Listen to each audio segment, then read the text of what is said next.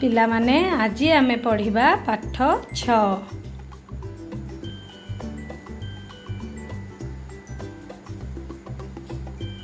ବିଭିନ୍ନ ପ୍ରକାରର ଗୃହପାଳିତ ପଶୁଙ୍କର ନାମ।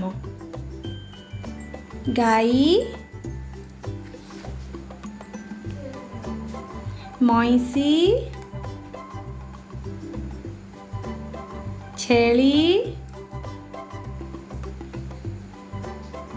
ଘୋଡ଼ା,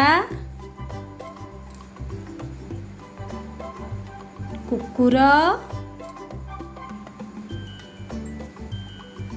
ବିଲେଇ, ଓଟ, ଗଧ,